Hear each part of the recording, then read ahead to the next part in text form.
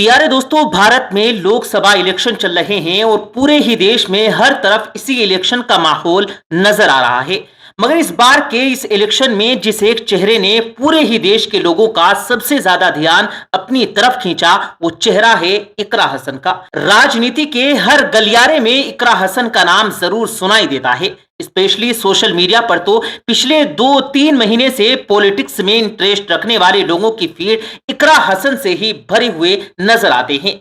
उम्र तो सिर्फ इनकी अभी 27 साल ही है, मगर इतनी कम उम्र होने के बावजूद भी लोग दीवाने हैं इनकी काबिलियत के और इनकी सादगी के। तो सबसे पहले तो सवाल यही है कि आखिर ये इकरा हसन है कौन, और आखिर इन इकरा हसन में ऐसी भी क्या खास बात है कि सिर्फ और सिर्फ 27 साल की उम्र में ही इनको देश के सबसे बड़े इलेक्शन में टिकट मिला है। टिकट मिला तो मिला, तब भी तो सिर्फ लोकल सीट पर ही चर्चाएं होनी चाहिए थी, लेकिन आखिर पूरे देश का मीडिया ही इकरा हसन को इतनी ज्यादा अटेंशन लगातार क्यों दे रहा है? जरूर कोई तो राज छुपा होगा, और आज की इस वीडियो में हम इसी राज से पर्दा उठाने वाले हैं। टॉपिक पर आगे बढ़ें उससे पहले नजर डालते हैं प्यारे दोस्तों आज के सवाल पर, और आज का सवाल यही है कि भाई, भारत के सबसे पहले मुस्लिम राष्ट्रपति कौन थे? आपके ऑप्शन हैं मौलाना अबुल कलाम आजाद, जाकिर हुसैन, हामिद अंसारी या फिर scientist doctor APJ Abdul Kalam. Comment box में जवाब जरूर दीजिएगा। जिनके भी जवाब सही होंगे हम उनको हार्ट दे देंगे, यानी लाइक कर देंगे, ताकि बाकी लोगों को भी सही जवाब मालूम हो सके। फिलहाल इकरा हसन को एसपी यानी कि समाजवादी पार्टी की तरफ से उत्तर प्रदेश की बहुत अहम सीट कैराना से लोकसभा का प्रत्याशी बनाया गया है। इकरा नाम का मतलब ही होता है पढ़ना, यानी कि पढ़ो, और इकरा खुद अपने इस नाम पर बहुत ज्यादा खरी उतरी हैं। उन्होंने स्कूलिंग तो दिल्ली से की है, उसके बाद अपना ग्रेजुएशन भी दिल्ली के मशहूर श्री राम कॉलेज से कंप्लीट किया, वो भी हिस्ट्री के अंदर।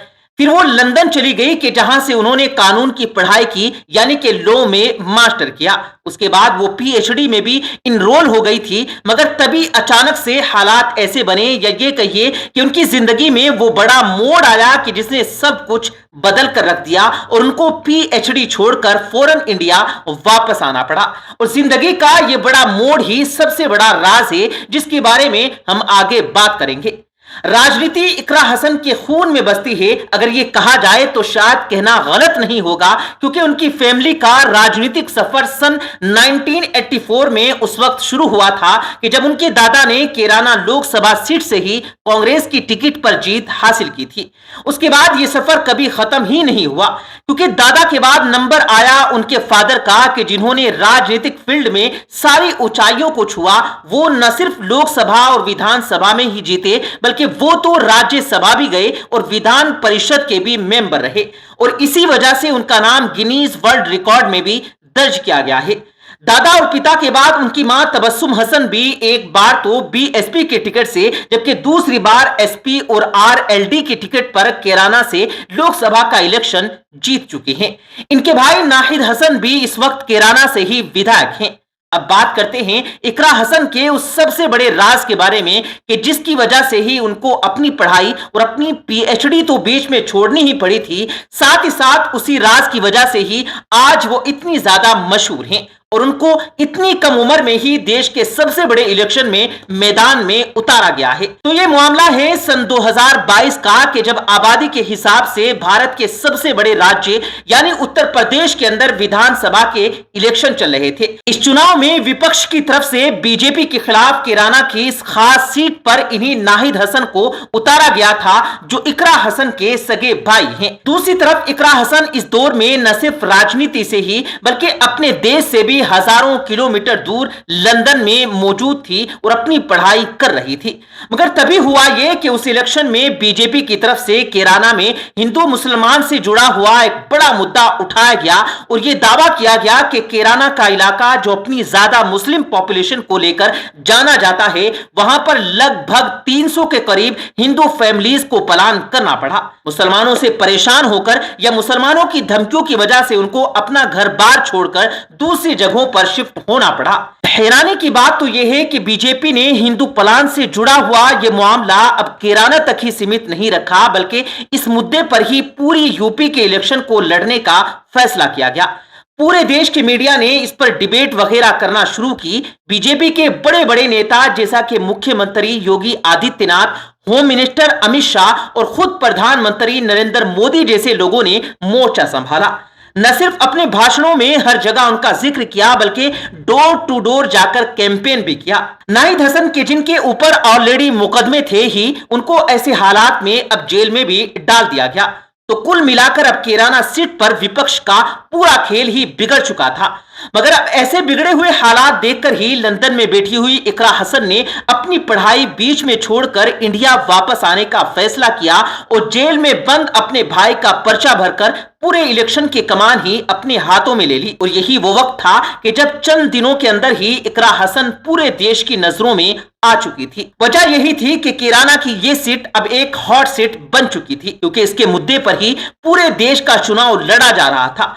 तो जाहिर है कि हर इंसान की नजर इस सीट पर जम चुकी थी। इकरा हसन उम्र में कम और राजनीति में नई जरूर थी, मगर विरासत से बहुत अमीर थी, क्योंकि मैंने पहले ही बताया कि उनका तो जन्म ही एक ऐसे घर में हुआ था कि जहां पर राजनीति के सिवा कुछ और था ही नहीं। बीजेपी के बड़े बड़े मतलब के चोटी के नेताओं के पूरे जोर लगा देने के बावजूद भी और खुद कैंडिडेट नाहिद हसन के जेल में चले जाने के बावजूद भी ये सीट बीजेपी के खाते में नहीं जा पाई। और इकरा हसन के जो कुछ वक्त पहले ही देश में वापस लौटी थी, उन्होंने इस सीट पर अपने भाई को जीत दिलाई। यही वजह है कि बहुत सारे पॉलिटिकल एक्सपर्ट्स मानते हैं कि इकरा हसन का 2024 लोकसभा का इलेक्शन तो शायद 2022 में ही कंफर्म हो गया था, क्योंकि उन्होंने जिस तरीके से कैराना को मैनेज किया था और कैराना में जीत दर्ज की थी, वो बाकी बड़े बड़े सीनियर नेताओं की नजर में भी किसी एक बड़े अजूबे से कम नहीं थी। एक बड़े पॉलिटिकल फैमिली से बिलोंग करने के बावजूद भी इकरा हसन ने बहुत कम वक्त के अंदर ही अपनी एक डाउन टू अर्थ यानी कि जमीन से जुड़े हुए नेता की पहचान बनाई है, जो हमेशा बहुत सादगी के साथ आम लोगों के बीच रहती है। बाकी आज भी जब भी उनसे इस हिंदू पलायन के मुद्दे के बारे में पूछा जाता है, जिस पर 2022 का उनका पूरा इलेक्शन लड़ा गया था, तो उनका कहना है कि बीजेपी की तरफ से फैलाया गया ये सिर्फ और सिर्फ एक झूठ था, क्योंकि 300 नहीं बल्कि 2 से 3 फैमिली ही एक जगह से दूसरी जगह शिफ्ट हुई थी, और वो भी एक नेचुरल प्रोसेस के तहत, यानी कि जैसे दूसरे शहरों में भी बिजनेस वगैरह के लिए जब एक फैमिली एक जगह से दूसरी जगह शिफ्ट हो जाती है, वैसे ही यहां पर भी हुआ था। लेकिन बीजेपी ने इसको गलत तरीके से भुनाने की कोशिश की, लेकिन क्योंकि कैराना में रहने वाले आम पब्लिक हकीकत से वाकिफ है, इसलिए उन्होंने ऑलरेडी उनको ठुकरा दिया है। और अब तो खुद बीजेपी भी इस मुद्दे को पूरे तरीके से भूल चुकी है, जिससे पता चलता है कि इस मुद्दे में कितना दम और कितनी सच्चाई थी। हमेशा रोजगार, शिक्षा और किसानों जैसे मुद्दों की बात करने वाली इकरा हसन का अपनी शिक्षा के बारे में यही कहना है कि भले ही हालात की वजह से मुझे पढ़ाई बीच में छोड़नी पड़ी हो, लेकिन एक ना एक दिन मैं अपनी पीएचडी जरूर कंप्लीट करूंगी। फिलहाल दोस्तों, आज की इस वीडियो को हम यहीं पर खत्म करते हैं। वीडियो पसंद आने पर न सिर्फ वीडियो को लाइक करें, बल्कि अपने फ्रेंड्स के साथ भी इस वीडियो को जरूर शेयर कीजिएगा। और इसी तरह की नॉलेजेबल और हिस्टोरिकल वीडियोस हमेशा देखने के लिए हमारे इस चैनल को भी सब्सक्राइब जरूर कीजिएगा। हम मिलेंगे फिर एक किसी कीमती वीडियो में, तब तक के लिए अल्लाह हाफिज।